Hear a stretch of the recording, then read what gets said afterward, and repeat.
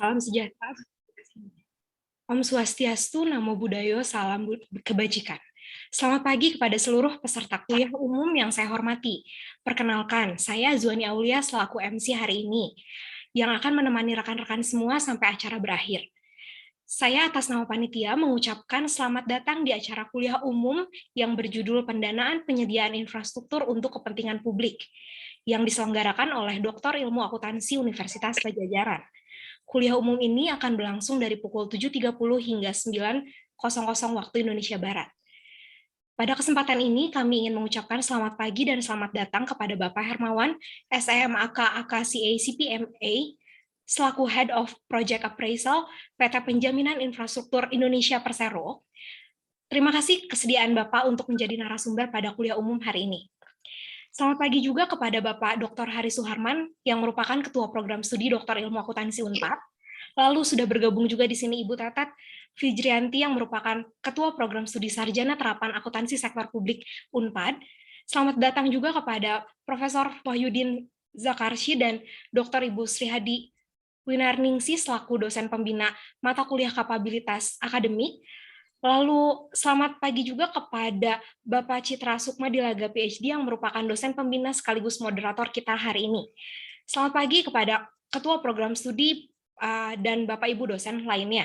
Sebelum acara dimulai, perkenalkan saya untuk membacakan tata tertib webinar hari ini. Kepada co-host, tata tertib. Oke, hari ini tata tertibnya adalah peserta wajib menggunakan nama akun Zoom yang sama dengan nama yang didaftarkan dan nomor peserta yang diperoleh dari panitia. Peserta dapat bergabung dan masuk ke dalam ruang pertemuan yang dimulai pada 7.15, lalu peserta wajib menonaktifkan suara saat bergabung Zoom meeting, peserta wajib mengaktifkan video saat kegiatan berlangsung. Pertanyaan-pertanyaan terkait materi kuliah umum diajukan secara tertulis via kolom chat maupun verbal menggunakan virtual raise hand saat webinar berlangsung, dan akan ada door prize bagi 3 penanya terbaik.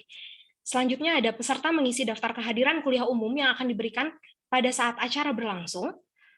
Peserta wajib mengikuti acara hingga acara selesai, karena di akhir sesi akan diundi door prize bagi 2 peserta yang tetap hadir ketika namanya dipanggil. Dan selanjutnya yang terakhir adalah e-sertifikat hanya akan diberikan kepada peserta yang mengikuti webinar sampai akhir sesi dan mengisi daftar hadir panitia. Berikut adalah tata tertib webinarnya. Lalu sekarang kita mendengarkan lagu Indonesia Raya. Kepada co-host dipersilahkan.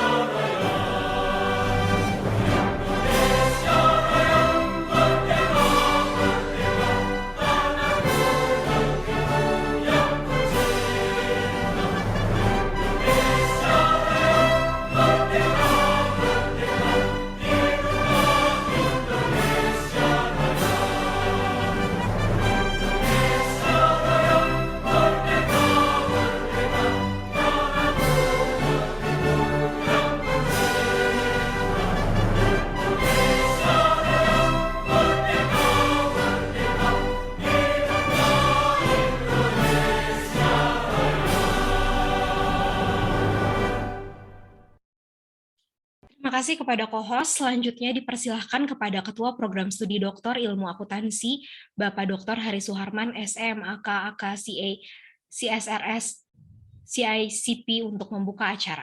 Kepada Bapak Hari, kami persilahkan.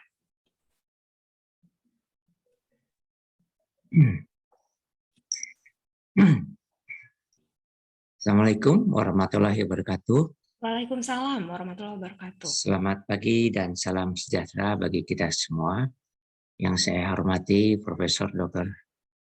Wahyu Tinjarkasi, yang saya hormati Ibu Dr. Sriadi, dan saya hormati Ibu Dr. Hajah Tetet Supriyanti, dan juga Bapak Dr. Citra Sukmadilaga, dan sudah barang tentu yang saya hormati Pak Hermawan ya, hari ini selaku narasumber yang akan memberikan kuliah umum.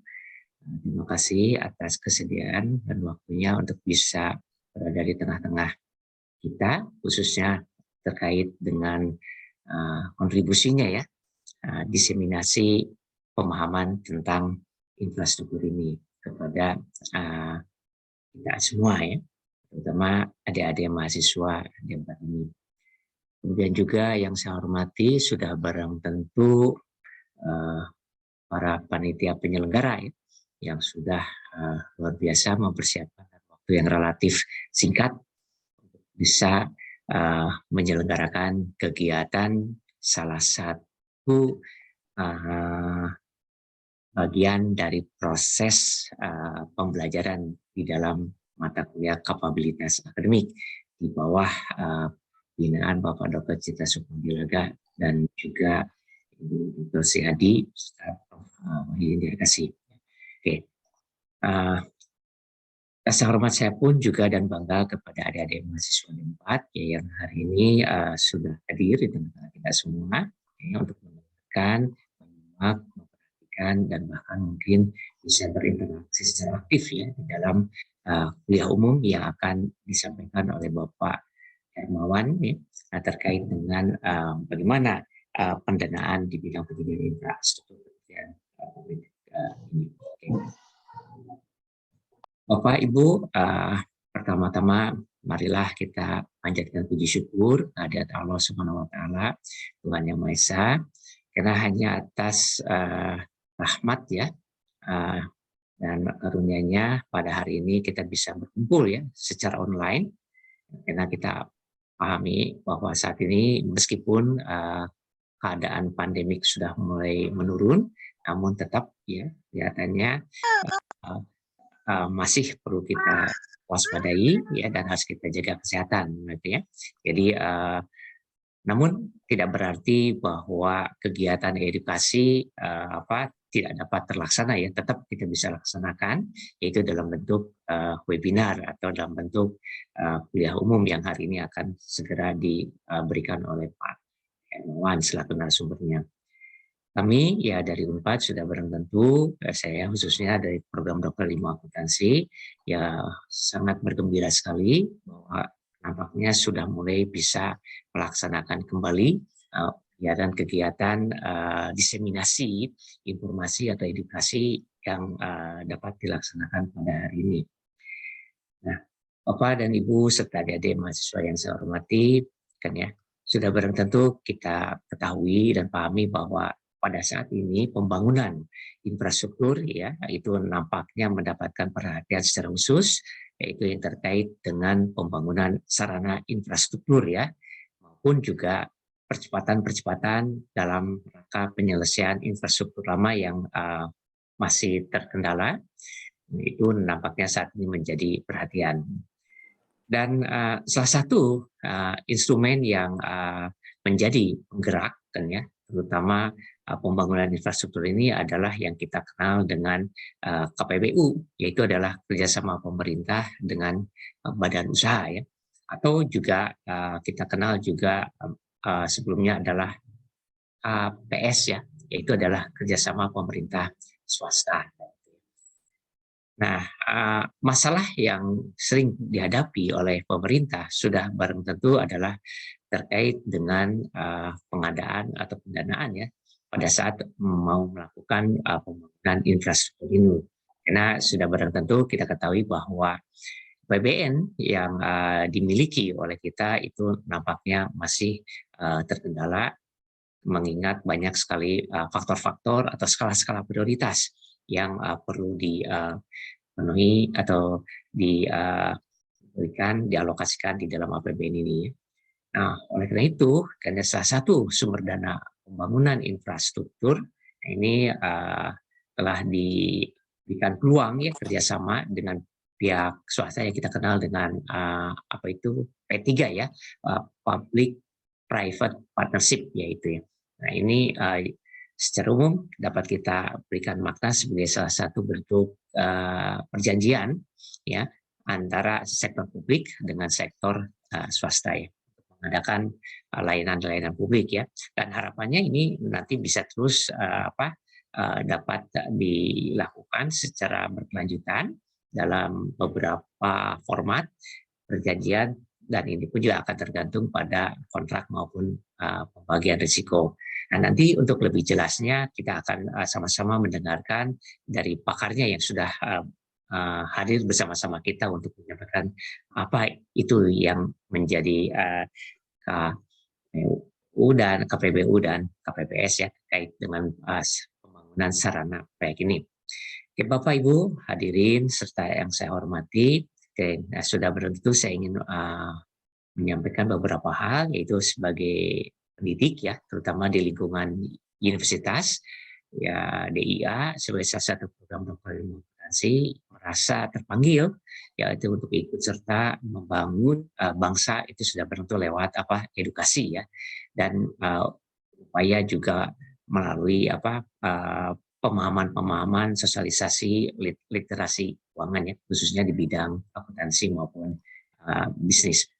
Nah ini yang nampaknya kita lakukan guna meningkatkan pemahaman maupun kesadaran masyarakat tentang industri keuangan yang ada di Indonesia ya. Dan saya menyadari betul bahwa perubahan lingkungan maupun kondisi perekonomian nasional maupun global ini secara terus-menerus terjadi perubahan-perubahan ya, terutama kita paham ya dengan adanya kondisi pandemi ini itu bagaimana dampaknya terhadap kondisi perekonomian dan juga kesehatannya sudah barang tentu, dan juga berdampak terhadap dunia pendidikan.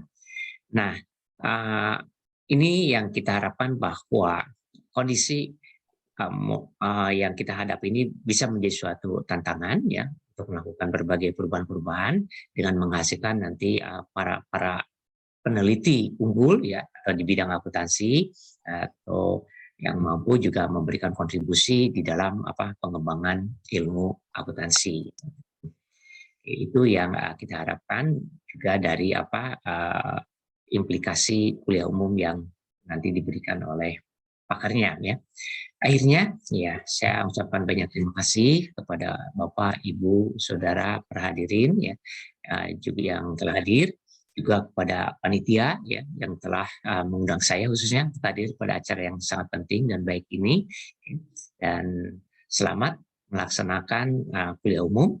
Semoga Allah Subhanahu wa taala senantiasa memberikan dan mencurahkan rahmatnya kepada kita semua dan menjadikan acara ini sebagai ladang amal dan ibadah, terutama karena kita pun juga akan menghadapi ya bulan Ramadan yang maha suci ini. Ya, mudah-mudahan ini juga merupakan salah satu ladang ibadah dan berkontribusi untuk pembangunan ekonomi di tanah air yang kita cintai bersama.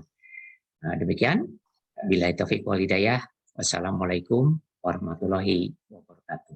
Waalaikumsalam warahmatullahi wabarakatuh. Terima kasih Bapak Dr. Hari Suharman atas dukungannya kepada acara kami untuk dapat melaksanakan kuliah umum hari ini. Selanjutnya dipersilahkan kepada Ketua Program Studi Sarjana Terapan Akuntansi Sektor Publik, Ibu Dr. Tetet Fijrianti, SMAK, untuk memberi kata sambutannya. Kepada Ibu Tetet, kami persilahkan. Baik, terima kasih kepada Mbak Azwani Aulia selaku pembawa acara dari mahasiswa DIA ya. Bismillahirrahmanirrahim. Assalamualaikum warahmatullahi wabarakatuh. Yang saya hormati Bapak Hari Soharman selaku Ketua Program Doktor Ilmu Akuntansi Fakultas Ekonomi dan Bisnis Unpad, dan tentunya narasumber kita Pak Hermawan dari PT Penjaminan Infrastruktur Indonesia selaku Kepala Divisi Project Appraisal, dan yang tidak kalah pentingnya dan sangat penting yaitu guru kita, guru besar Fakultas Ekonomi dan Bisnis, yaitu Bapak Profesor Dr. Wahyudin Zarkasi dan Ibu Dr. Sri Hadi Winarnisi serta Bapak Dr. Citra Sukmadilaga selaku pembina mata kuliah di mana kemudian dilangsungkannya kuliah umum ini terkait dengan mata kuliah capability ya, pembinaan capability. Ya, baik. Dan juga tentunya yang saya cintai, yang saya sayangi, rekan-rekan mahasiswa dari program Doktor Ilmu Akuntansi dan khususnya atau spesial adik-adik dari program Sarjana Terapan Akuntansi Sektor Publik. Baik, pertama puji syukur ya kita panjatkan kehadirat Allah Subhanahu wa taala atas rahmat dan karunia-Nya. Kita dikaruniai kesempatan dan kesehatan untuk dapat terus menimba ilmu ya, meningkatkan wawasan dan pengetahuan bersama-sama baik di lingkungan kampus baik formal maupun acara-acara ekstra ya semacam kuliah umum ini. Kemudian kita juga panjatkan sholawat dan salam untuk Nabi besar Muhammad SAW selaku Nabi hingga akhir zaman. Baik, Bapak Ibu yang saya hormati, kami selaku program studi Sarjana Terapan Akuntansi Sektor Publik menyampaikan banyak terima kasih atas kesempatan keikutsertaan kami program studi dan adik-adik mahasiswa khususnya pada kegiatan kuliah umum yang utamanya diselenggarakan oleh program Doktor Ilmu Akuntansi. Tentunya kami sangat menyambut baik kerjasama kuliah umum ini yang juga istimewa ya karena disampaikan oleh para praktisi yang juga sekaligus sebagai mahasiswa calon doktor di program DIA. Tentunya kegiatan ini sangat bermanfaat bagi adik-adik mahasiswa, mengingat adik-adik ini juga akan merupakan calon-calon alumni yang akan menjadi ahli ya, ahli akuntansi sektor publik. Jadi kami berharap kegiatan-kegiatan ini akan berlangsung terus dan adik-adik dapat senantiasa berpartisipasi dalam kegiatan kuliah umum ini.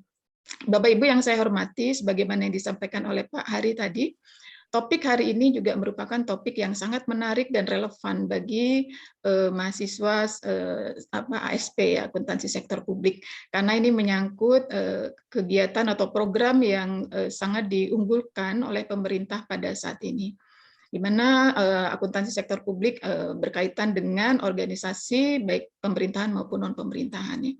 Nah, kembali ke permasalahan infrastruktur, mungkin adik-adik ya mahasiswa kita mengenal ya ada beberapa proyek ya, beberapa isu mengenai proyek pemerintah yang sangat besar ya.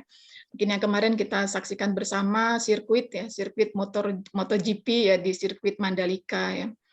Itu menghabiskan sekian triliun ya, kalau tidak salah kita lihat di berita sekitar 4 triliun ya. Kemudian ada beberapa proyek yang lain yang besar pada tahun 2022 ini yang berkelanjutan ya dari tahun ke tahun, misalnya pembangunan ibu kota negara ya di Kalimantan Timur yang kemarin dicanangkan ya permulaan pembangunannya oleh pemerintah.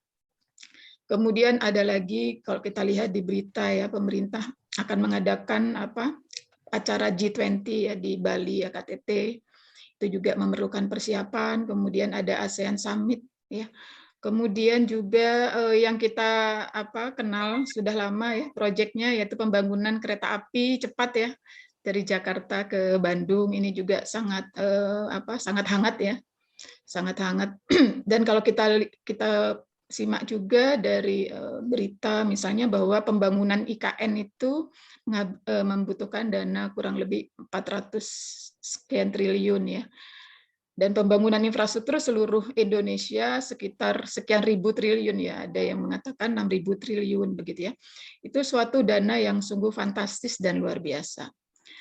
Dan kita mengenal bahwa pembangunan infrastruktur ini tentunya akan didanai, tadi Pak Hari sudah menyampaikan, akan didanai oleh swasta, ya, kemudian APBN, APBD, ya, kemudian juga oleh masyarakat, ya, melalui obligasi. Tadi Pak Hari juga menyebutkan ada PPP, ya.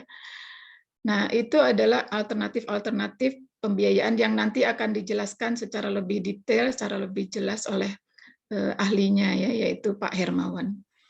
Dan kita pahami bersama bahwa pembangunan infrastruktur tentunya dengan dana yang besar ini juga akan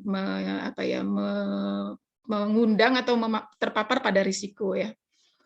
Nah, risiko itu kita ketahui akan ada beberapa cara mitigasi atau kontrol, yaitu ditransfer, ya. Transfer risiko melalui asuransi. Nah, barangkali ini juga ada hubungannya dengan PT Penjaminan Infrastruktur, ya, di mana Pak Hermawan bekerja begitu. Jadi banyak hal yang menarik yang berkaitan dengan program pemerintah dalam hal pembangunan infrastruktur ini dikaitkan dengan sumber dana, pembiayaan, dan juga risikonya, ya. Analisanya bagaimana begitu, ya? Apakah ada analisa capital structure, ya, terkait dengan sumber pendanaan pemerintah gitu, ya, dan bagaimana nanti ke depan, ya, mengenai pemenuhan kewajiban untuk pengembalian sumber pendanaan tersebut, ya. Nah, saya rasa ini topik yang sangat menarik. Mari kita simak sama-sama penjelasan dari Bapak Hermawan, dan adik-adik tolong juga dimanfaatkan seoptimal mungkin dengan banyak menyampaikan pertanyaan kepada beliau. Demikian, sekali lagi saya menyampaikan banyak terima kasih kepada PT DIA pada umumnya dan kepada Bapak Hermawan selaku narasumber untuk kegiatan kuliah umum pada pagi hari ini. Demikian, Assalamualaikum warahmatullahi wabarakatuh. Waalaikumsalam warahmatullahi wabarakatuh. Terima kasih Bu Tatat atas insight-nya terkait kuliah umum pagi ini. Baik, Bapak Ibu semua, mari kita awali kegiatan hari ini dengan doa yang akan dipimpin oleh Bapak M. Alam Mauludina, rekan kita dari Doktor Ilmu Akuntansi. Kepada Bapak Alam, kami persilahkan. Assalamualaikum warahmatullahi wabarakatuh. Yang terhormat Ketua Program Studi Doktor Ilmu Akuntansi, yang terhormat Ketua Program Studi Sarjana Terapan Akuntansi Sektor Publik, yang terhormat untuk guru besar kami, para moderator, narasumber, para dosen, serta hadirin semua yang sama-sama kita banggakan. Sebelum memulai acara kuliah umum hari ini, marilah kita tundukkan kepala dan hati kita sejenak untuk bermunajat sekaligus memohon ampunan kepada Allah Subhanahu wa taala. Semoga acara ini berjalan dengan baik. Izinkan saya untuk membacakan doa secara agama Islam, yang lain diharapkan untuk menyesuaikan. Auzubillahi minasyaitonirrajim. Bismillahirrahmanirrahim. Alhamdulillahirabbil alamin, hamdan yu'afi ni'amahu wa yukafi mazidah, ya rabbana lakal hamd. Wa lakal syukur. Allahumma shalli ala sayyidina Muhammad. Allahumma ya Allah, ya Tuhan kami, dengan mengucapkan puji dan syukur kehadirat-Mu atas segala rahmat dan karunia-Mu yang telah Engkau limpahkan kepada kami, pada para pimpinan kami, pada masyarakat dan negara kami. Ya Allah, ya Rahman, ya Rahim, jadikanlah acara webinar hari ini sebagai majelis ilmu yang bermanfaat, sebagai upaya kami untuk memberikan bekal ilmu, sebagai penyelenggara perguruan tinggi yang bermanfaat bagi sivitas akademika, dosen, mahasiswa, serta alumni yang akan menjadi pemimpin masa depan di kemudian hari. Ya Allah, ya Rahman, ya Rahim, acara ini ditujukan tidak lain hanya untuk memperoleh ridho-Mu semata. Untuk itu berikanlah petunjuk dan bimbingan kepada kami agar kami dapat menjalankannya dengan baik. Ya Allah, ya Rabb, ya Allah, ya Rahman, ya Rahim, jadikanlah kami semua yang mengikuti webinar hari ini untuk menjadi generasi unggul di masa depan yang dapat bermanfaat untuk diri sendiri, keluarga, masyarakat, bangsa, dan negara. Ya Allah yang Maha Pengasih dan Maha Pengampun, di tengah bencana global COVID-19 ini, anugerahkanlah kepada kami kesehatan, kekuatan, keikhlasan, lindungan, dan bimbingan. Hilangkanlah derita kami akibat pandemi COVID-19 di muka bumi ini agar kami dapat menjalankan aktivitas secara normal dengan penuh barokah dan ridho-Mu, ya Allah. Iyyaka na'budu wa iyyaka nasta'in. Rabbana taqabbal minna innaka antas samiul alim wa tub 'alaina innaka antat tawwabur rahim. Semoga Engkau mengabulkan doa kami. Amin ya Allah ya rabbal alamin. Assalamualaikum warahmatullahi wabarakatuh. Waalaikumsalam warahmatullahi wabarakatuh. Assalamualaikum warahmatullahi wabarakatuh. Terima kasih kepada Bapak Alam atas doanya pagi ini. Tibalah kita pada acara inti, yaitu paparan dari narasumber kita, yaitu Bapak Hermawan. Narasumber akan didampingi oleh Bapak Citra Sukmadilaga, PhD, AK, CACP, IRMCP, QRMP, selaku moderator. Berikut CV singkat dari Bapak Citra. Dipersilahkan kepada Bapak Citra untuk memandu acara selanjutnya.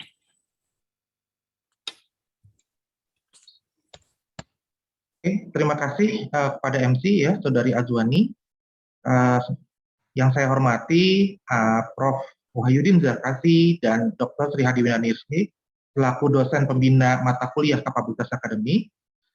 Yang saya hormati Kaprodi Dr. Ilmu Akuntansi, Dr. Haris Suharman.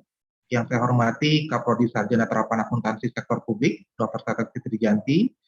Yang saya hormati Kaprodi Magister Akuntansi, Dr. Nani Dewi selaku dosen pengampu mata kuliah Manajemen Keuangan Sektor Publik. Yang saya hormati Kaprodi Program Profesi Akuntansi, Dr. Dini Rosdini. Yang saya hormati Bapak Rianto selaku dosen pembina Manajemen Keuangan Sektor Publik. Tentunya narasumber kita yang telah bersedia di sela-sela kesibukannya di PTTI, Bapak Hermawan, SE, MAK, CA, CPME, ya, serta para hadirin kuliah umum yang hadir pada hari ini. Assalamualaikum warahmatullahi wabarakatuh. Selamat pagi. Salam sejahtera untuk kita semua. Shalom, Om Swastiastu, Namo Buddhaya, salam kebajikan. Ya, alhamdulillah di pagi hari ini yang ceria-ceria ya, kita bisa berkumpul untuk mendengarkan ya kuliah umum dari Pak Hermawan terkait dengan pendanaan penyediaan infrastruktur untuk kepentingan publik, di mana tadi sudah disampaikan oleh Pak Dr. Hari dan juga Bu Dr. Tetet ya. Materi ini sangat relevan dengan topik ataupun mata kuliah ya yang ada di Sarjana Terapan Akuntansi Sektor Publik ini, yaitu Manajemen Keuangan Sektor Publik. Sebelum kita mulai, izinkan saya membaca CV dari Pak Hermawan. Ini sangat panjang sekali, tapi saya akan membacakan sedikit saja ya, karena kita lihat secara profil ya. Pak Hermawan ini sudah punya pengalaman 20 tahun ya terkait dengan investment analysis, project finance, corporation ya untuk business case, contract management, financial management, and accounting. Jadi kita tidak apa ya, ini bukan narasumber yang biasa ya, tadi sudah disampaikan oleh Pak Dr. Hari dan Bu Dr. Tetet, ini sudah ahlinya kita terkait dengan investasi. Nah, pengalaman beliau yang terakhir sekarang itu di PT Penyaminan Mutu sebagai Acting Head of Appraisal Division ya, dan juga VP Business Initiative Division di PT Penyaminan Infrastruktur Indonesia. Sebelumnya beliau juga menjabat sebagai Director of Investment and Business Development di PT Jasa Sarana dan Director of Finance and Human Resource di PT Tirta Gemah Ripah. Itu dua-duanya adalah BUMD ya. Jadi memang pengalamannya sangat mumpuni. Pak Hermawan ini sangat istimewa sekali ya, kita kuliah umum ini dihadirkan hampir seluruh kaprodi di Departemen Akuntansi hari ini. Ini memang narasumber yang sangat kami hormati. Saya persilakan Pak Hermawan tanpa lebih panjang lagi, waktu dan layar saya persilakan, kurang lebih Bapak bisa mempresentasikan 30 menit materi hari ini. Baik, terima kasih Bapak Citra Sukmadilaga selaku moderator. Yang saya hormati Bapak Profesor Dr. Wahyudin, kemudian yang saya hormati Ibu Dr. Sri Hadi, yang saya hormati Bapak Dr. Haris Suharman, yang saya hormati Ibu Dr. Tetet Fitrijanti, dan Bapak Ibu semuanya yang mohon maaf saya tidak bisa sebutkan satu persatu. Assalamualaikum warahmatullahi wabarakatuh. Pada pagi hari ini merupakan suatu kehormatan buat saya untuk bisa berkontribusi kepada Universitas Pajajaran, terutama pada pagi hari ini di lingkungan Fakultas Ekonomi dan Bisnis.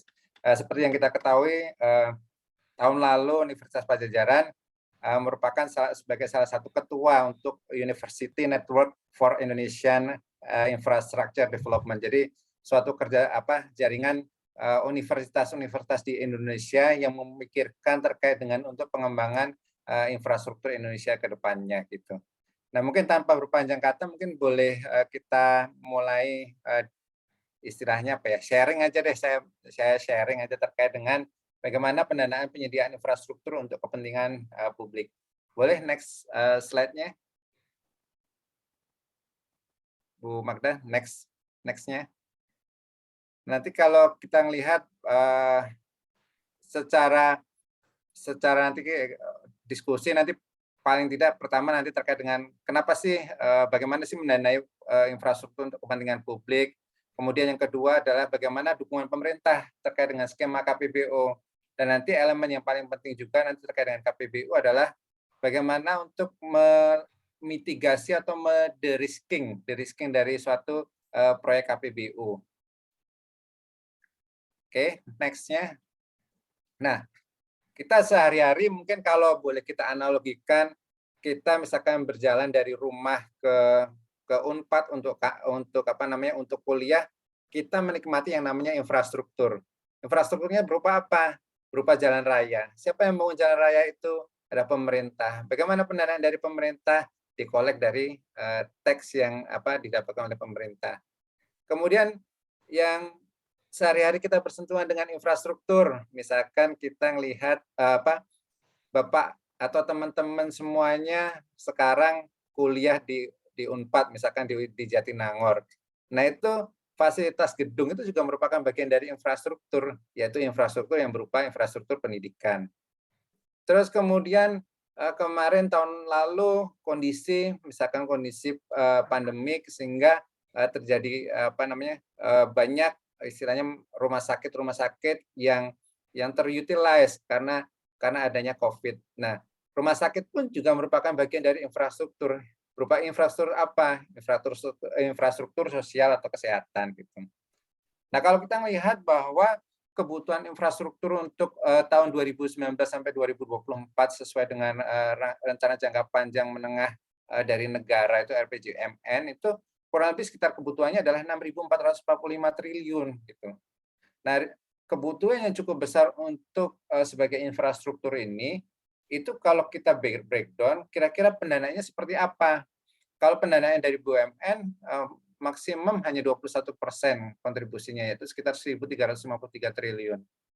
Kemudian dari APBN atau APBD yang dikeluarkan oleh pemerintah negara maupun daerah, pemerintah pusat maupun daerah, yaitu sekitar 2.385.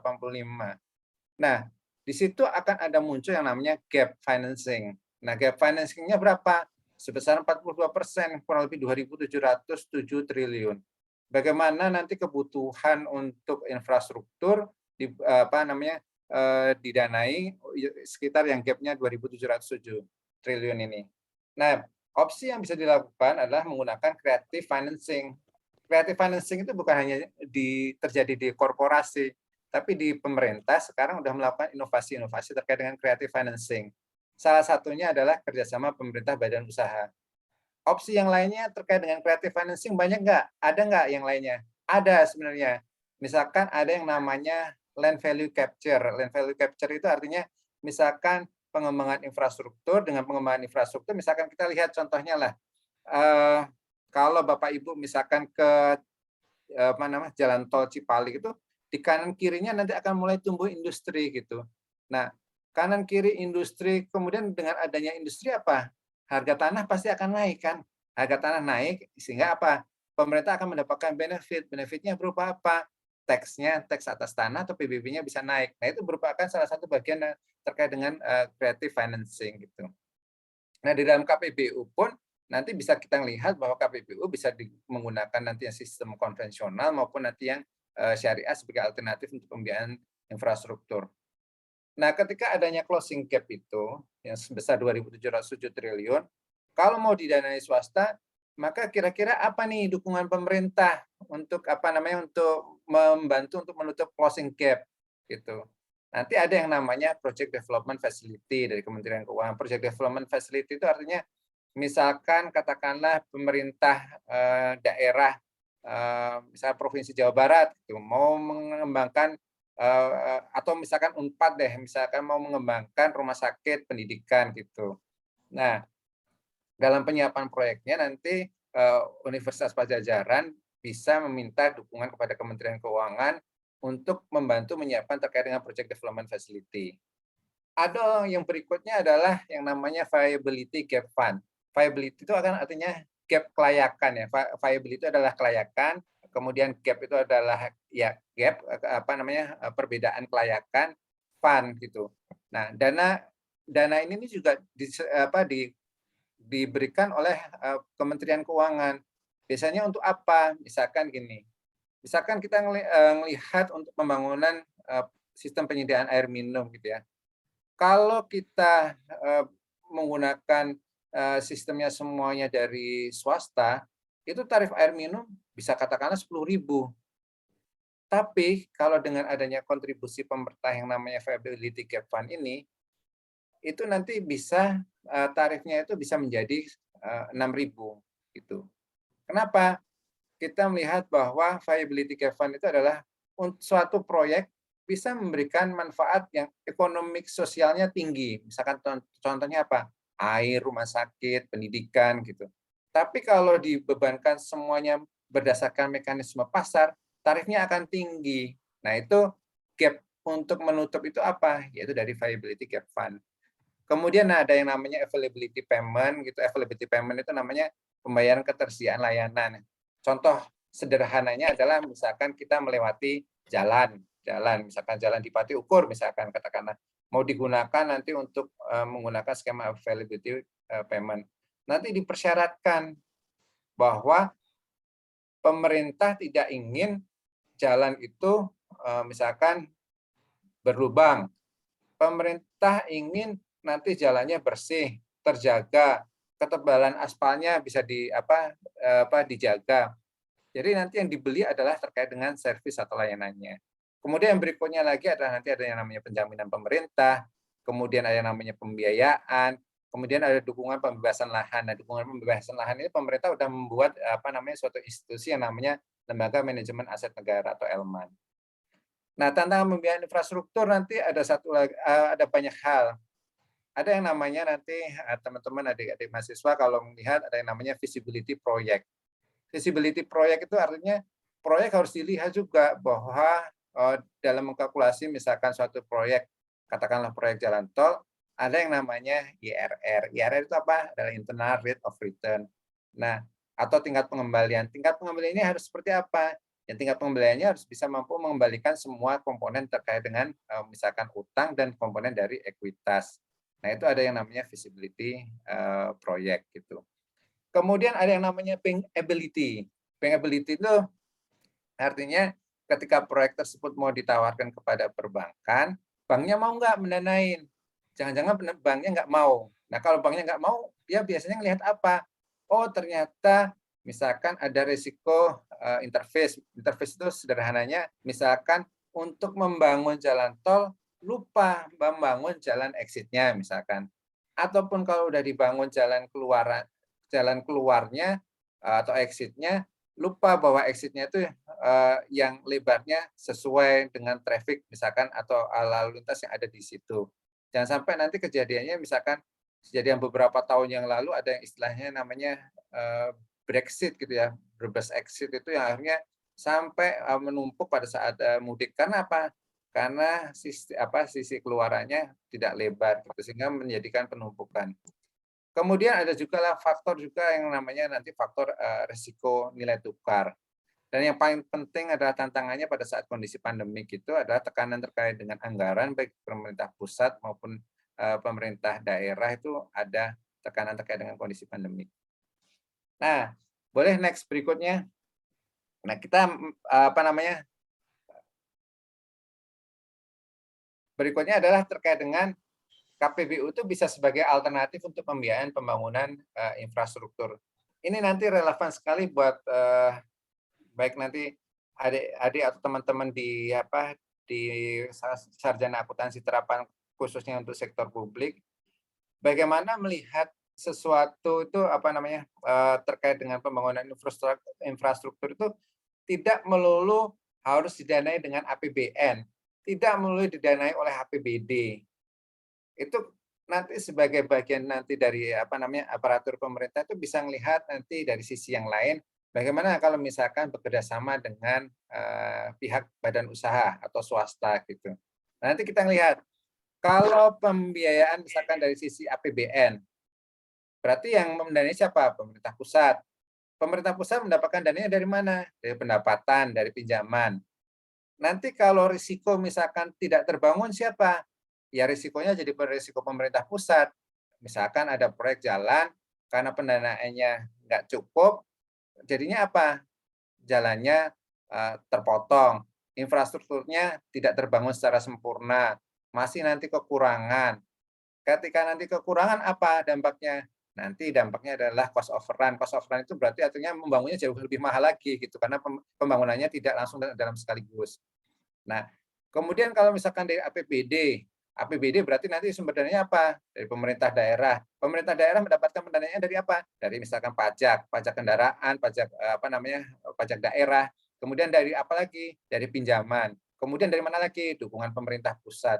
Nah, kalau membangun misalkan katakanlah itu tidak terbangun secara sempurna, risikonya yang menanggung siapa? Yang nanggung pemerintah daerah. Kemudian orientasi pengusahanya pastikan untuk kepentingan umum. Kemudian dukungan pemerintah biasanya dalam bentuk dana alokasi umum atau dana alokasi khusus gitu. Kemudian kalau dari BUMN berarti nanti yang nanggung risikonya siapa? BUMN. Nanti dukungan pemerintah apa? Minta nanti penerimaan modal negara gitu. Nah, kalau swasta misalkan sumber dana swasta, yang nanggung risiko siapa? Swasta. Nanti orientasi pengusahanya apa? Pasti akan memikirkan terkait dengannya secara finansial. Misalkan Unpad mau bekerja sama dengan swasta untuk membangun gedung gitu ya. Nanti pasti kalau tidak dilakukan dengan cara alokasi yang risiko yang baik, nanti tarif kuliahnya bisa tarif secara komersial secara swasta karena nanti kan ada kewajiban dari Universitas Padjadjaran untuk membayarkan kepada swasta. Tapi kalau kita melihat dari sisi KPBU itu posisinya adalah di tengah-tengah antara dari pemerintah dengan swasta. Jadi nanti kita akan lihat alokasi resikonya, menanggung resikonya di sharing antara pemerintah dengan swasta. Misalkan resikonya apa? Pendana untuk lahan, pembebasan lahan. Lahan yang bisa membebaskan siapa yang lebih pinter, yang lebih bisa mampu mengendalikan yaitu pemerintah.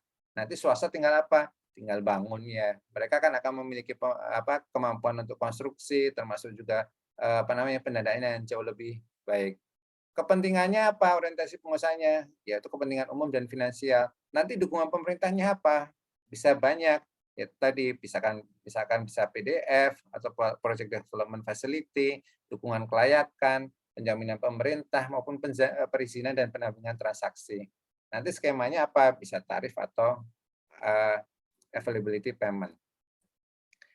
Kemudian berikutnya adalah, nah kalau kita belajar terkait dengan KPBU sering bicara KPBU. Apa sih sebenarnya KPBU ini?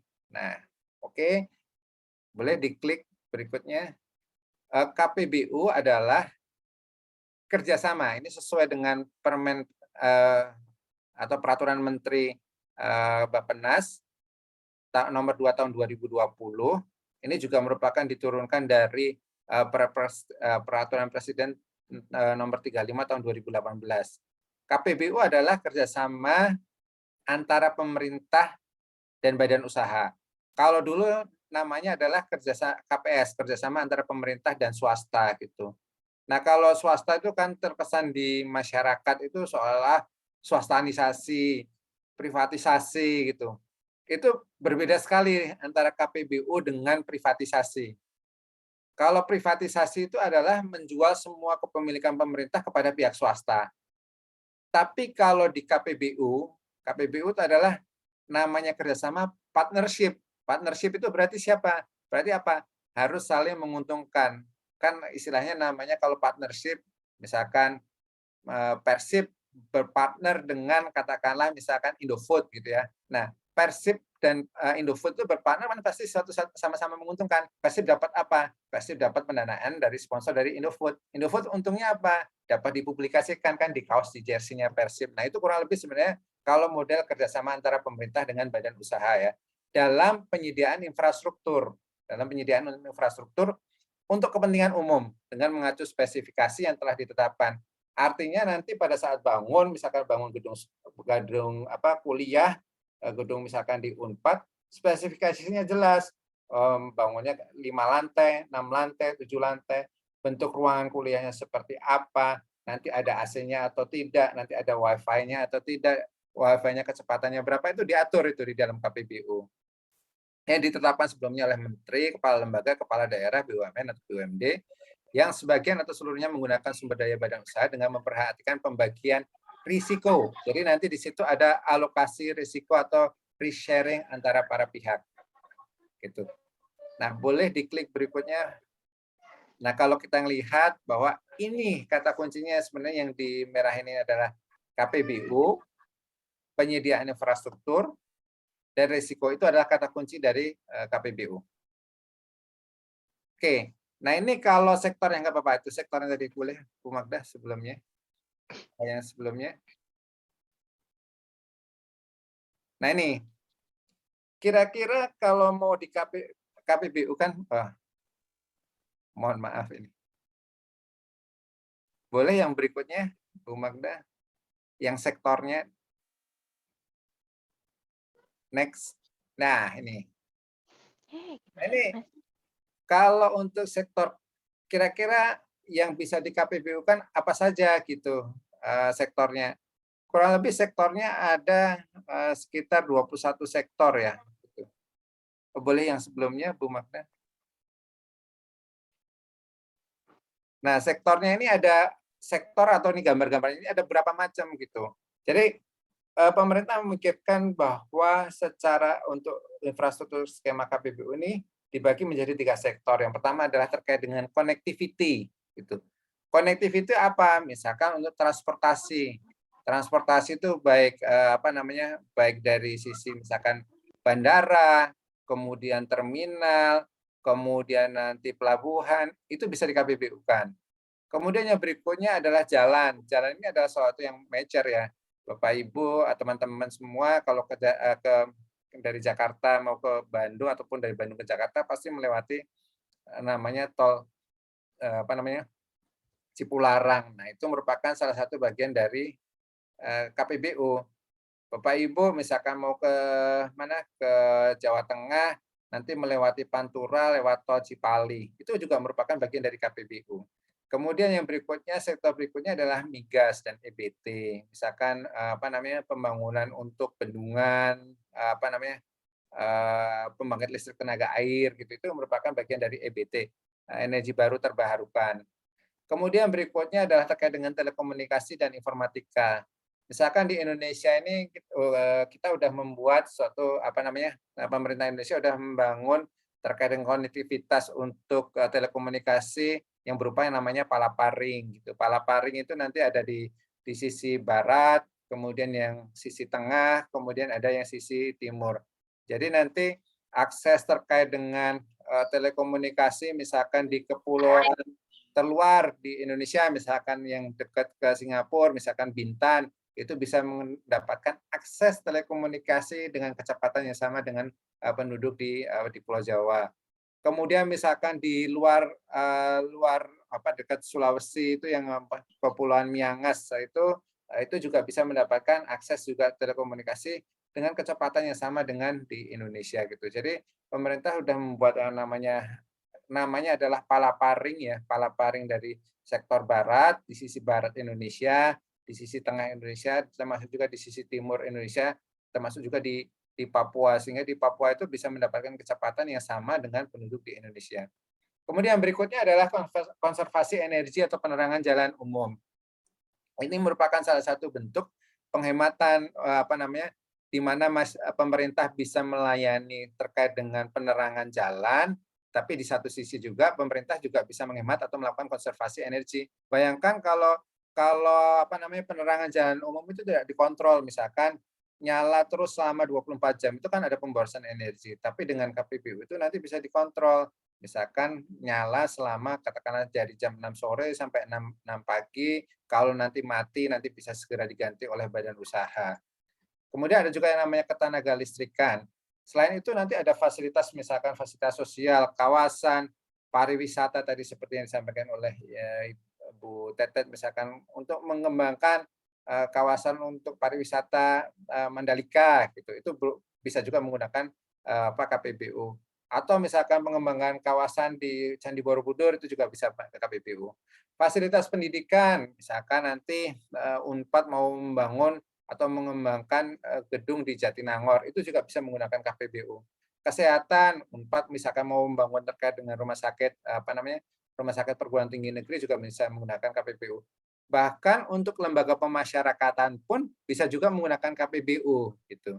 Kemudian sarana olahraga, bangunan negara seperti IKN, kemudian perumahan rakyat, fasilitas perkotaan itu nanti di sisi utilitas ya, pengolahan limbah setempat, misal kemudian air minum, kemudian irigasi, pengolahan limbah, termasuk pengolahan sampah nanti yang akan sedang berproses di Jawa Barat seperti di Legok Nangka. Itu merupakan bagian dari sektor-sektor yang bisa di KPBU-kan. Nah, berikutnya terkait dengan siapa nih kira-kira yang akan berperan terkait dengan di KPBU ya, boleh slide berikutnya. Nah, di sini satu adalah pertama ada yang namanya PJPK. PJPK itu adalah penanggung jawab proyek kerjasama. Penanggung jawab proyek kerjasama secara sederhananya pemerintah lah.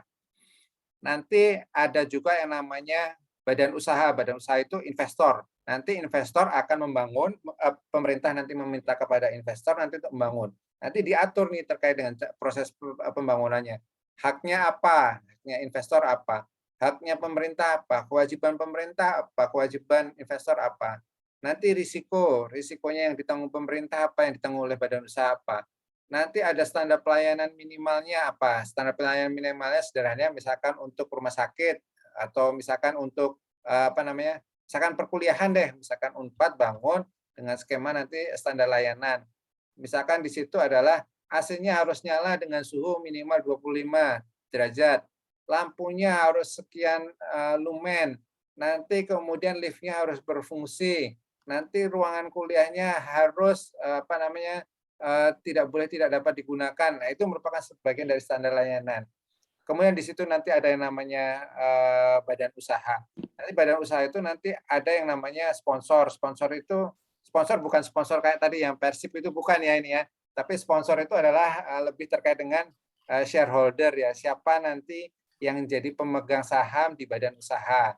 Nanti ada yang namanya lembaga pembiayaan. Lembaga pembiayaan itu seperti misalkan katakanlah perbankan nanti akan mendanai. Karena nanti di situ ada komposisi tidak semuanya menggunakan dana dari badan usaha, tapi nanti ada yang bagian dari pemegang saham, juga nanti ada bagian dari lembaga pembiayaan. Boleh diklik berikutnya. Nah, kalau di sponsor nanti atau di pemegang saham melihat kira-kira ke depannya kalau saya bangun bangun infrastruktur di Indonesia ini stabilitas politiknya gimana ya? Kepastian hukumnya apa? Nah, itu mereka akan melakukan kajiannya, itu pasti akan salah satu menjadi concern. Kemudian economic opportunity-nya apa gitu. Nah, kalau di lembaga pembiayaan nanti lihat kalau saya danai, kira-kira prospek usahanya si badan usaha ini bagus nggak ya? Kira-kira nanti financial performance-nya seperti apa ya? Nanti dilihat juga kemampuan membayarnya kira-kira ada nggak? Kalau nggak ada, nanti kan bisa menyebabkan lembaga pembiayaan atau perbankan menjadi masalah atau menjadikan kreditnya bisa macet gitu. Nah, itu hal-hal yang diconsider di sisi badan usaha. Jadi ada pendanaannya dari sisi sponsor maupun lembaga pembiayaan. Boleh diklik berikutnya. Kalau kita lihat nanti di kementerian atau lembaga, kira-kira apa nih dukungan yang dibutuhkan terkait dengan regulasi, insentif, perizinan. Kemudian di sisi pemerintah daerah juga kurang lebih sama, boleh diklik Bu Magda. Kemudian di situ ada yang namanya BUPI. BUPI itu adalah Badan Usaha Penjaminan Infrastruktur. Nah, yang hal ini diamanatkan untuk di Indonesia adalah dijamin melalui PT Penjaminan Infrastruktur Indonesia. Oke. Udah selesai? Ngomong atuh ih. Kemudian berikutnya untuk prinsip dan manfaat skema KPBO. Nah, ini nanti teman-teman di Sarjana Akuntansi Terapan Unpad kembali lagi kalau misalkan suatu saat teman-teman menjadi birokrat, kemudian menjadi aparatur pegawai pemerintah, tolong kalau pada saat melihat proyek infrastruktur ini bisa melihat dengan sisi tujuan utamanya ya. Jadi lihat kalau teman-teman di sisi kiri ya sebagai pemerintah. Pemerintah itu fungsinya apa sih? Yaitu membuat merealisasikan visi, misi, melakukan perencanaan terkait infrastruktur. Kemudian kira-kira kalau membangun, nanti teman-teman nanti pasti akan lihat yang dibangun itu apa ya yang pentingnya ya. Misalkan jalan. Jalan itu apa? Nggak boleh berlubang. Jalan itu apa? Harus 2 lajur. Jalan itu lebarnya berapa? Nanti manfaat di kanan kirinya apa? Bagaimana penerangannya? Itu yang akan harusnya menjadi fokus di sisi pemerintah.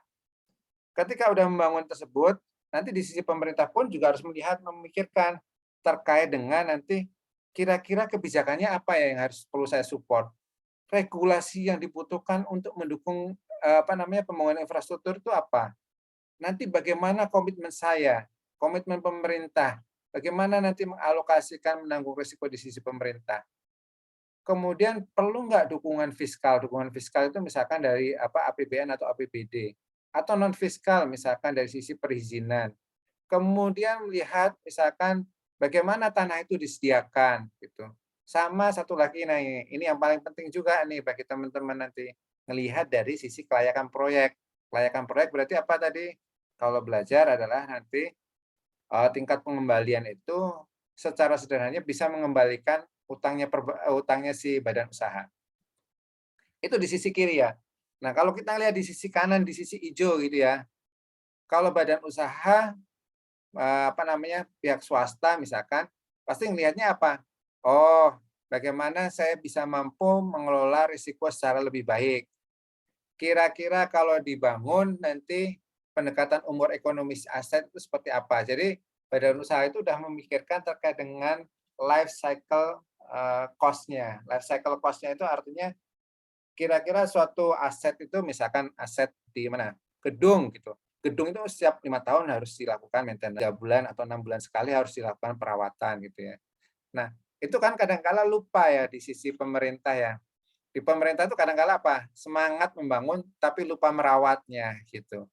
Nah, kalau di badan usaha enggak, badan usaha itu melihatnya sampai life cycle cost-nya gitu. Kemudian berikutnya adalah kalau di badan usaha nanti dia akan memikirkan bagaimana caranya biar suatu misalkan gedung kuliah gitu ya, nanti ada inovasinya. Nanti teknologi yang digunakan misalkan teknologi yang terupdate. Nanti kreativitasnya. Mungkin nih kalau disuruh badan usaha itu membangun gedung kuliah gitu ya, pasti inovasinya nanti akan jauh yang lebih berorientasi kepada mahasiswa dan dosen dibandingkan kalau misalkan yang membangun misalkan nih katakanlah pemerintah. Pemerintah nanti bisa meminta saya pengen ada ruang kreativitas, saya ingin ada library-nya yang canggih, saya ingin ada lab-nya yang bagus, saya ingin wifi-nya misalkan kecepatannya minimal 100 mega. Itu order dari pemerintah. Nanti badan usaha pasti akan memikirkan desainnya, ruangannya yang menarik, yang tidak membuat mahasiswa dan dosen bosan gitu. Itu mereka akan memiliki kemampuan terkait dengan inovasi, termasuk juga teknologinya. Kemudian di badan usaha juga akan memikirkan terkait dengan kemampuan keuangannya, bagaimana dia mendapatkan manajemen operasi sehingga dapat mengkolek pendapatannya.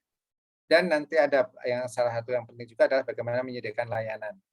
Nah, itu kepentingan pemerintah di sisi kiri, kepentingan badan usaha di sisi kanan, itu harus ditemukan di tengah gitu.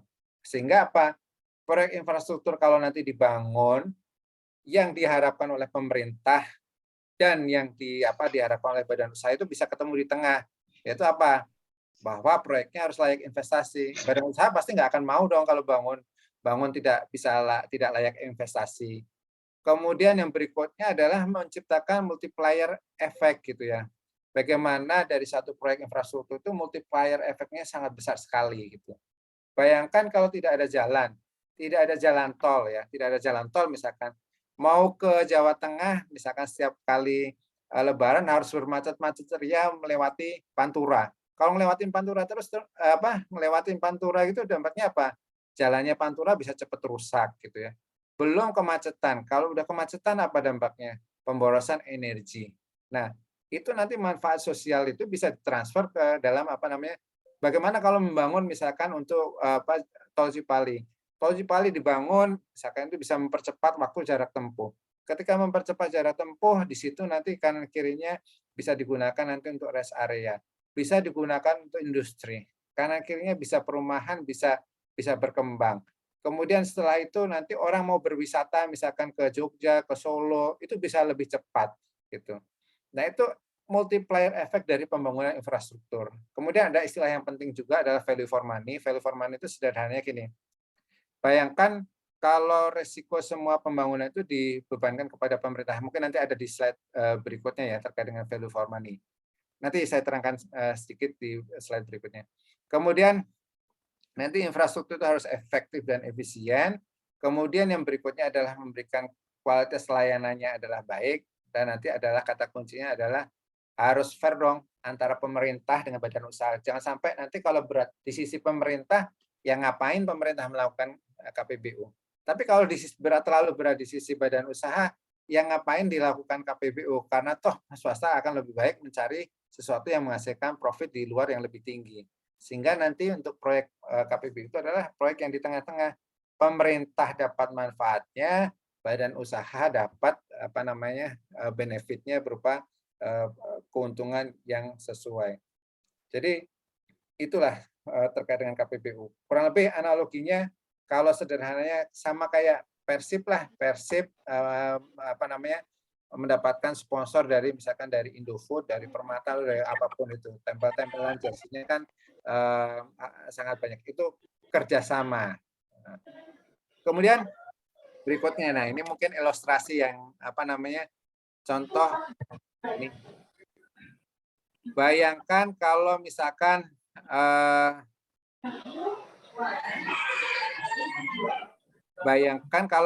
nih kalau pemerintah semuanya membangun sendiri ya. Nanti di sini ada risiko salah desain. Risiko salah desain nanti katakanlah ada yang namanya probabilitas kejadiannya. Kalau di sisi di dalam manajemen risiko itu kan ada ya namanya impact terkait dengan suatu risiko. Nah, itu ada probabilitasnya. Nanti kira-kira nanti keluar nanti misalkan kalau minimal berapa, kalau most likely kemungkinan terjadi berapa, max-nya berapa, min-nya berapa, nanti keluar yang namanya expected-nya gitu. Nanti di sini probabilitasnya dikali min-nya nanti ketemu, oh kira-kira kalau nanti salah desain itu akan menyebabkan cost-nya katakanlah 22 miliar. Cost of run itu biasanya kan kalau bangun kan harus terus-terusannya, harus lancar ya, nggak boleh dananya itu tersendat. Kalau tersendat, nanti proyek itu kan berarti akan berhenti. Kontraktornya kan akan bilang, wah saya nggak dapat pembayaran, saya akan hentikan terlebih dahulu. Kalau dihentikan terlebih dahulu, apa yang dampaknya? Dampaknya nanti proyeknya berhenti. Proyeknya berhenti apa? Harus nanti pada saat dikerjakan ulang terus dilihat lagi, dicek lagi strukturnya. Kalau ngecek lagi ya dampaknya apa? Cost-nya harus nambah lagi. Nah itu yang terkait dengan cost overrun. Kemudian nanti ada delay. Oh iya, Pak. Ya, mungkin waktunya kurang lebih 8 menit lagi ya, Pak ya. Oke, baik. Mohon maaf nih. Nah, itu kalau kita lihat di sisi gambar di sisi kanan gitu ya. Ini bayangkan kalau semua mohon maaf saya pakai coret-coret ya. Ini kalau semuanya dibebankan kepada pemerintah semua. Kebayang tidak nanti teman-teman nanti misalkan sebagai sarjana akuntansi terapan di manajemen sektor publik, semuanya menanggung nih resiko konstruksi, resiko pendanaan, resiko kenaikan biaya operasional, pengadaan lahan, desain, kesalahan biaya konstruksi, kesalahan desain, kenaikan biaya konstruksi, semuanya dibebankan pada pemerintah. Itu kan kos dari infrastruktur akan jadi lebih mahal ya. Tapi kalau dialokasikan, dibagi nih, kira-kira pemerintah lebih bisa memanage terkait dengan tarif, Pemerintah lebih bisa memanage terkait dengan peraturan. Pemerintah lebih bisa memanage terkait dengan politik dan pengadaan lahan. Itu kan akan lebih ringan ya tugasnya pemerintah dari 9 resiko itu, 4 resiko ditanggung oleh pemerintah. 5 resikonya ditransfer atau dialokasikan kepada pihak swasta, misalkan untuk pendanaannya. Jadi pemerintah nggak pusing-pusing, tujuannya adalah saya pengen infrastruktur itu terbangun. Gitu. Pemerintah memikirkan swasta memikirkan terkait pendanaannya. Nanti desainnya yang membuat adalah pihak swasta. Kalau ada risiko kenaikan biaya konstruksi, nanti tanggung jawab swasta. Ada kenaikan biaya operasional, tanggung jawab swasta. Risiko konstruksi salah bangun sehingga menyebabkan salah desain, kegagalan konstruksi, itu pihak swasta. Itu kan hidup pemerintah lebih enak ya. Jadi pemerintah lebih tinggal memikirkan terkait dengan infrastrukturnya terbangun, sarananya terbangun, bisa dimanfaatkan oleh masyarakat. Oke, berikutnya. Nah, ini kebutuhan dukungan pemerintah, mungkin next. Mungkin sebagian udah disebutkan ya. Jadi pemerintah dalam hal ini Kementerian Keuangan itu sangat mendukung sekali terkait dengan proyek untuk KPB secara nasional. Di situ ada yang namanya Project Development Facility yang diberikan oleh pemerintah Kementerian Keuangan kepada PT PI SMI. Kemudian ada namanya Viability Gap Fund di-provide oleh Kementerian Keuangan. Ability payment nanti juga akan dicek oleh Kementerian Keuangan. Nanti bank ability nanti akan yang melakukan cross check-nya nanti dari PT PI SMI, pembebasan lahannya nanti bisa dari yang menggunakan lembaga manajemen aset negara. Kemudian berikutnya, nah ini kurang lebih salah satu isu yang menarik terkait dengan pada saat beberapa puluh tahun yang lalu untuk proyek KPBU pada saat ada Infrastructure Summit di Indonesia tahun 2005 kalau tidak salah itu, concern dari investor asing itu adalah terkait dengan bagaimana proses untuk penjaminan sendiri gitu ya. Bayangkan teman-teman ya, teman-teman kalau minjem uang kepada perbankan, kalau dijamin dengan yang tidak dijamin, perbankannya milih yang mana? Pasti milih yang akan dijamin. Kenapa milih dijamin? Karena melihat bahwa amit-amit nih, teman-teman tidak bisa membayar, ada pihak penjaminnya gitu. Nah, itu nanti akan bisa meningkatkan terkait dengan bankability. Bayangkan selama ini kan orang investor tuh melihat bahwa kalau bekerja sama dengan pemerintah itu seolah-olah ribet, seolah-olah nanti ada uncertainty kalau bagaimana kalau nggak dibayar gitu. Nah, pemerintah Indonesia itu menciptakan PT Penjaminan Infrastruktur Indonesia ini untuk mendukung percepatan pembangunan infrastruktur gitu. 100% dimiliki oleh pemerintah untuk sebagai bagian untuk menggantikan government guarantee. Bayangkan kalau misalkan semua proyek minta dijamin semuanya oleh Kementerian Keuangan. Kan sebagai di Kementerian Keuangan pasti akan pusing ya. Belum nanti kalau terjadi klaim. Bagaimana kalau misalnya terjadi klaim? Harus menganggarkannya gimana? Kan harus 1 tahun sebelumnya. Sementara klaimnya due and punctual ya, artinya langsung harus bisa dieksekusi.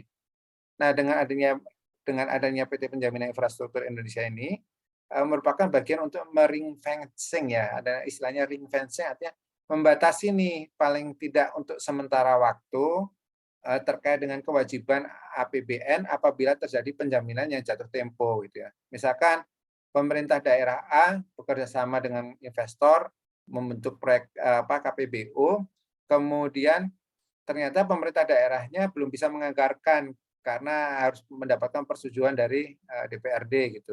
Nah, nanti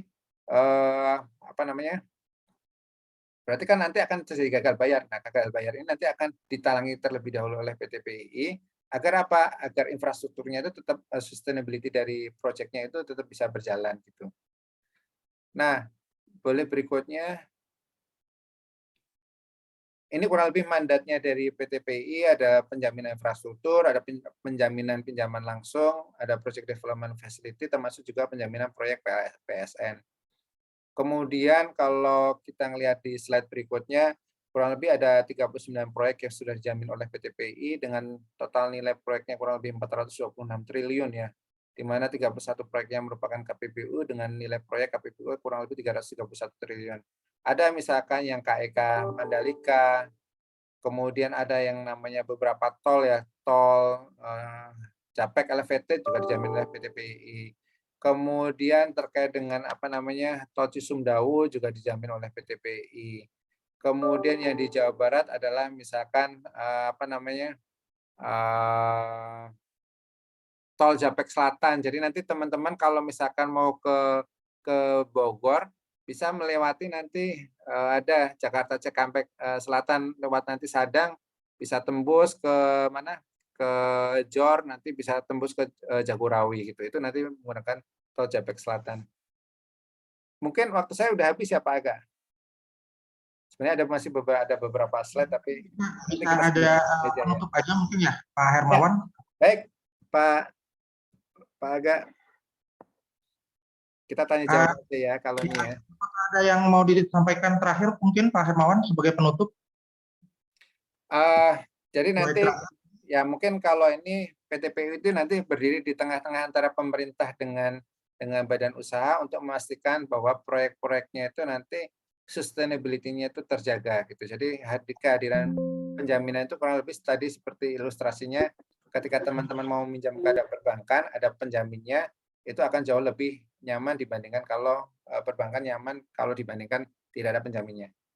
Mungkin demikian Pak Aga, terima kasih. Baik. Terima kasih Pak Hermawan ya atas paparannya, sangat menarik sekali. Sebelum kita masuk ke teknik, saya coba mensummarikan ya apa yang disampaikan oleh Pak Hermawan. Yang pertama adalah KPBU merupakan salah satu opsi creative financing ya untuk membantu pemerintah dalam proyek infrastruktur.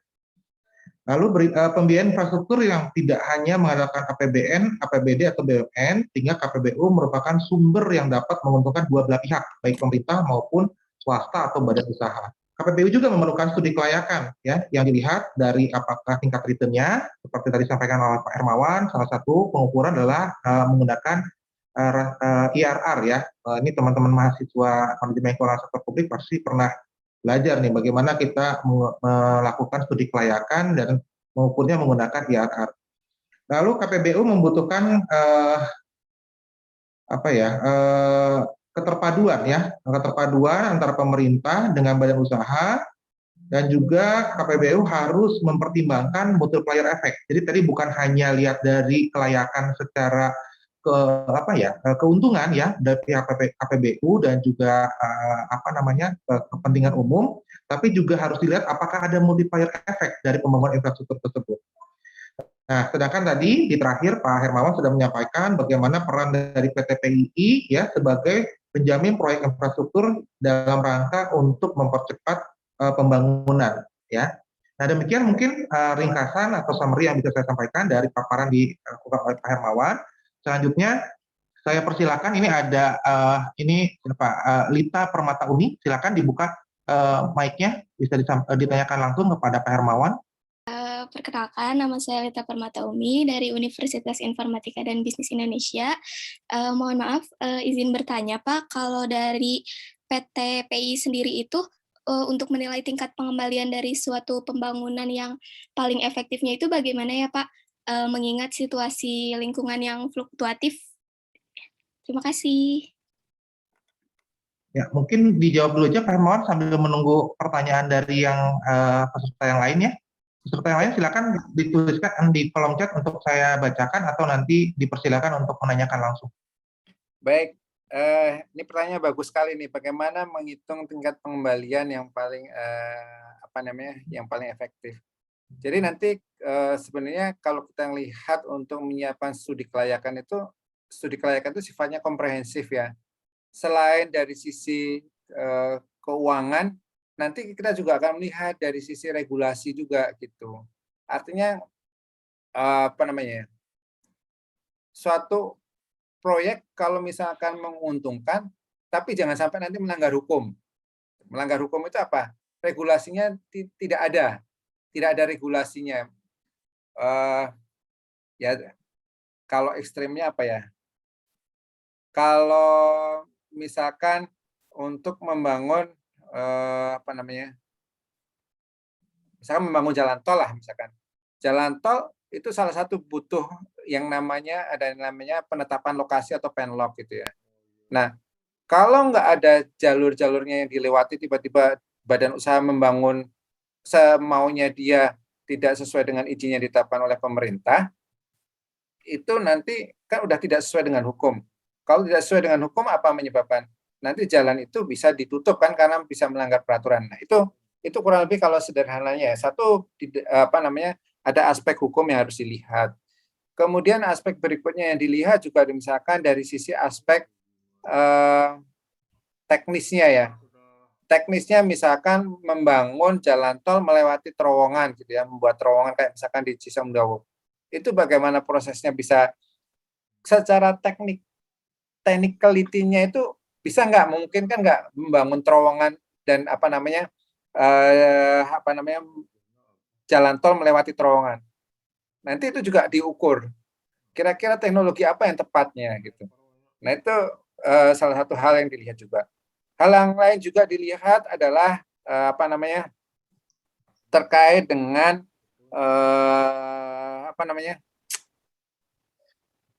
aspek lingkungan sosial gitu ya. Aspek lingkungan sosial menjadi salah satu penting.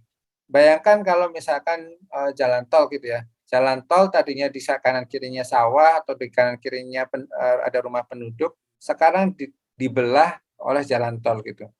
Nah, di sisi proyek pasti akan memikirkan bagaimana nanti terkait dengan isu sosialnya. Isu sosialnya artinya dulu tetangga kanan kiri bisa menyapa, sekarang karena kelewatan jalan tol sehingga tidak bisa langsung menyapa secara langsung. Nah, misalkan nanti dibuatkan dengan alternatif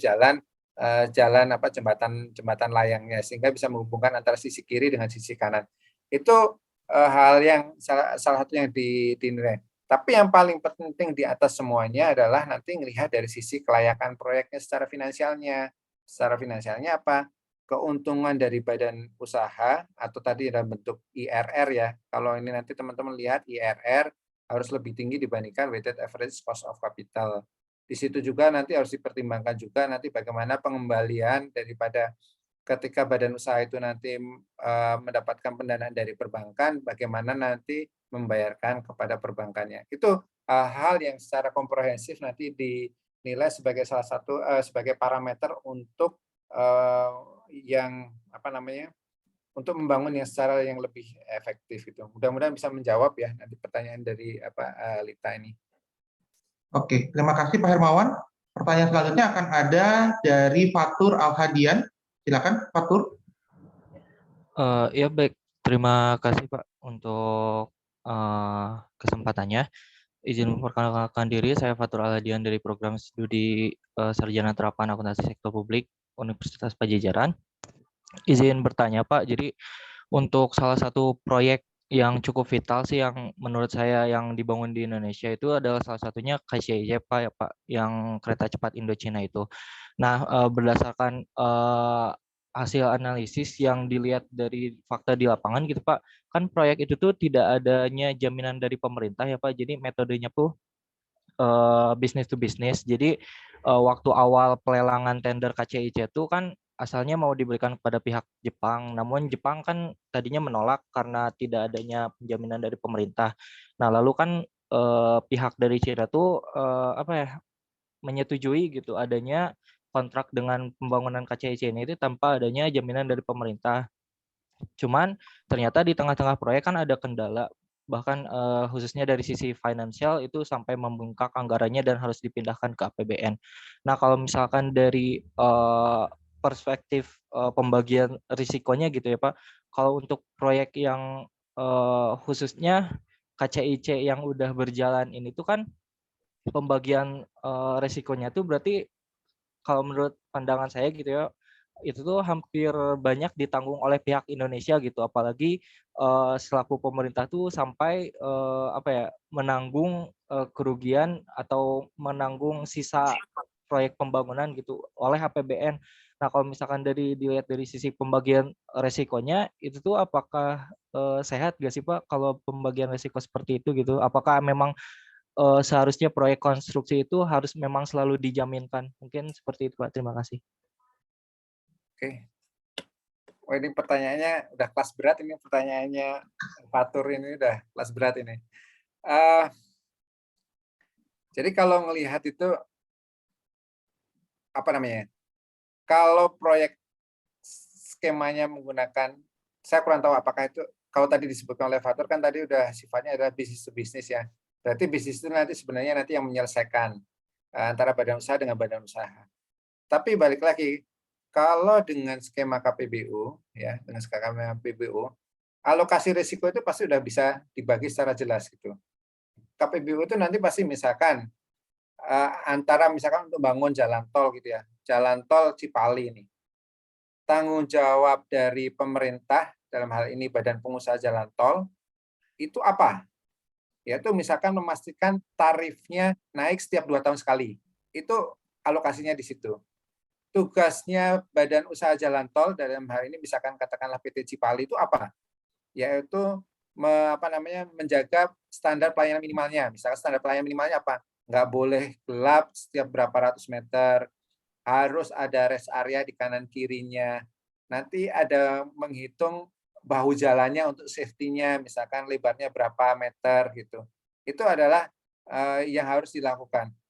Nah, pada saat kalau misalkan itu ada hadir yang namanya penjaminan, in case nih, katakanlah pemerintah yang tadinya menjanjikan kenaikan tarifnya adalah 2 tahun sekali, tapi pemerintah menaikkannya tarifnya tahun ketiga gitu.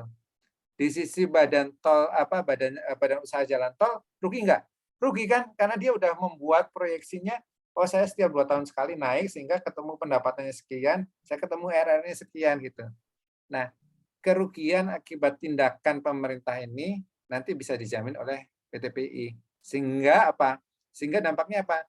Oh, berarti nanti dari sisi stabilitas revenue-nya apa? Tetap kan dia kan akan mendapatkan pendapatan yang tetap gitu kan, sesuai dengan yang diproyeksikan. Nah, itu sebenarnya fungsi dari kehadiran penjaminan itu seperti itu. Nah, penjaminan itu dalam melakukan evaluasinya gimana? Dia akan melihat nih, oh kira-kira dari sisi kelayakan, dari sisi teknikalnya seperti apa sih? Layak nggak secara teknisnya, bangunnya, kemudian kesesuaian dari sisi lingkungan, kesesuaian dari sisi regulasi, kemudian dari sisi dari sisi komersialnya, termasuk juga pendanaannya, itu nanti dihitung sehingga dikalkulasikan, sehingga nanti bisa menyimpulkan, oh layak teknis, layak secara keuangan. Nah, itu kurang lebih mandat yang ada di dalam Perpres 78 tahun 2010 terkait dengan penjaminan dari sisi pemerintah yang melalui PTPI. Itu nanti akan lihat sampai ke aspek dari teknis dan finansial. Nah, aspek teknis finansial ini digunakan untuk apa? Untuk menjaga sustainability dari proyek. Sustainability proyek artinya apa? Oh, bahwa proyek itu nanti akan bisa berjalan sesuai dengan jangka waktu yang diperjanjikan. Misalkan katakanlah perjanjiannya 20 tahun, 25 tahun. Itu selama 20-25 tahun itu proyek tetap akan jalan. Itu tidak ada hambatan. Itu mungkin Pak Mas Fatur ya. Mudah-mudahan bisa menjawab. Oke, terima kasih Pak Hermawan. Fatur mungkin tadi sudah pertanyaan Fatur itu sudah dijawab sendiri ya, bahwa KCIC itu lebih kepada bisnis to bisnis ya, bukan KPBU, sehingga mungkin tadi Pak Hermawan tidak bisa memberikan jawaban yang terkait ya, karena itu memang bukan ranahnya PTPII, karena dia adalah bisnis to bisnis.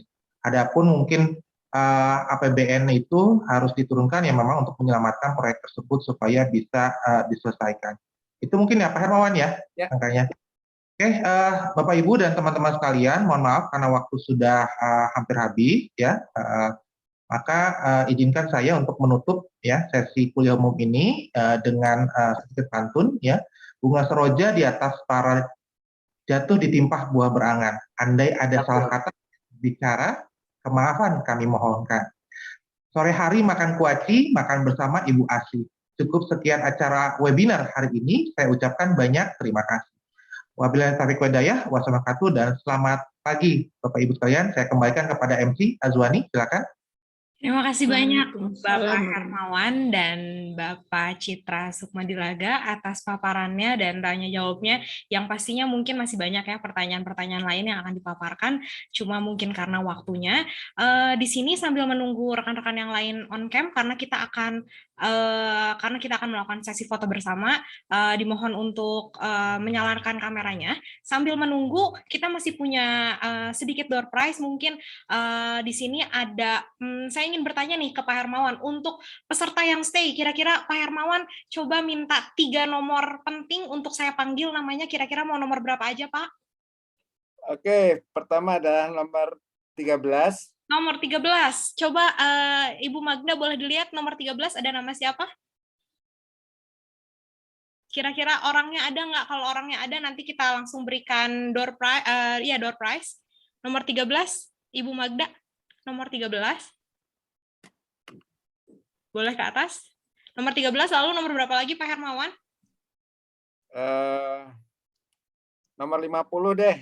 13, 50. Ibu Magda. Dan yang terakhir nomor ini ya, nomor satu lagi ya, nomor 1. Ya, nomor 1. Berarti ada Restu. Restu bisa on cam atau setidaknya menyahut apakah orang tersebut masih ada di Zoom meeting ini. Restu, Melisa Gunawan, lalu siapa lagi? Nomor 50. Nomor 50. 50. 50 ada Eldes Natalia. Apakah ada di sini? Coba saya cari di partisipan. Eldes. Wah, tidak ada, Pak. Nomor 50 tidak ada, Pak. Melisa ada. Nomor tadi 13 siapa? Bu Magda. Maaf, saya lupa. 13 Restu. Wah, tidak ada juga nomor 13, Pak. Jadi coba 2 nomor lagi, Pak. Berarti yang nggak ada nomor berapa tadi? 13 sama 50 tidak ada, Pak. 13 sama 50 nggak ada. Oke. Ya. Kalau gitu nomor 12 deh. 12 Joko. Bapak Joko dari DIA rekan kita juga, Bapak Joko Ismuhadi nanti akan dihubungi oleh panitia ya, Pak. Lalu satu orang lagi, Pak. Satu lagi nomor berapa ya? Nomor 80 deh. Nomor 80.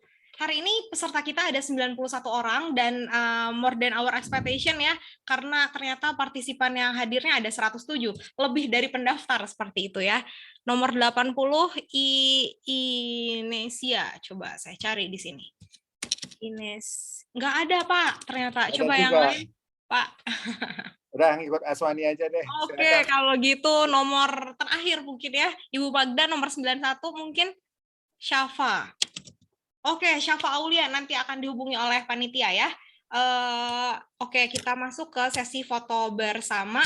Silahkan boleh kepada panitia untuk melakukan sesi foto bersama dan saya akan memandu. Untuk yang masih belum on cam, silahkan untuk on cam. Pak Joko. Oke. Saya mulai ya. Saya mulai slide pertama. Untuk panitia dimohon untuk melakukan take a picture. 1, 2, 3. Slide kedua dimohon panitia 1, 2, 3. Oke. Kalau nggak salah ini di saya sih cuma 2 slide ya yang cuma 2 slide yang on kamera. Oke, satu lagi mungkin takut ada yang terlewat. 1, 2, 3. Oke, sesi foto bersama hari ini juga sudah selesai, paparannya sudah selesai. Jadi saya Azwani Aulia mewakili dari panitia kuliah umum hari ini memohon maaf jika ada kekurangan dan terima kasih banyak kepada Bapak Hermawan, Bapak Citra, Ibu Tetet, Bapak Hari, Ibu Dini, dan rekan-rekan lainnya. Dan bagi penanya juga kami panitia akan menghubungi untuk mendapatkan door prize tentu saja. Terima kasih banyak, semoga kita dapat bertemu lagi di acara kuliah umum atau webinar-webinar selanjutnya. Semoga webinar ini dapat memberikan insight kepada rekan-rekan semua. Akhir kata, saya akhiri dengan permohonan maaf. Terima kasih banyak. Assalamualaikum warahmatullahi wabarakatuh. Waalaikumsalam warahmatullahi Waalaikumsalam warahmatullahi wabarakatuh. Terima kasih Pak Hermawan, Pak Citra, semuanya, Mbak Azwani, Bu Terima Magda, kasih Pak Pak Hermawan, Hari, Bu Tetet, semuanya terima kasih. Pak Citra. Terima kasih Bapak Ibu. Panitia yang luar biasa. Terima kasih peserta juga Sukses ya. semuanya. Terima kasih banyak Pak Joko. Ya Pak Ari, maaf telat saya. Nggak apa-apa, lagi sibuk ya Pak Joko ya. Betul Pak, PPS Pak. Gaungnya kurang bergema nih PPS. Mesti dapat tambahan dana sebanyak-banyaknya katanya begitu. Aduh, nggak ada dasar berapa ini nanti berapa triliun. Ya. Nanti infrastruktur nggak bisa dibiayai ya Pak ya. Infrastruktur pakai ini Pak, kreatif ini funding nanti, security funding. Karena kategori properti sumber penghasilannya itu ada 4. Jualan unit pertama, kedua sewa, ketiga adalah nanti dari di reval menjadi saham, ketiga di dire atau namanya di tingkat huniannya okupansi bisa dijual juga Pak. Jadi ada 4 sumber. Sumber itu ya. Masa depan ke depan itu memang properti. Iya. Karena seluruh BUMN itu properti semua sekarang. Restrukturisasi horizontal. Nah ini bagian dari creative taxation ya. Creative taxation Pak. Iya. Sekarang mencari dari balance sheet dari neraca Pak.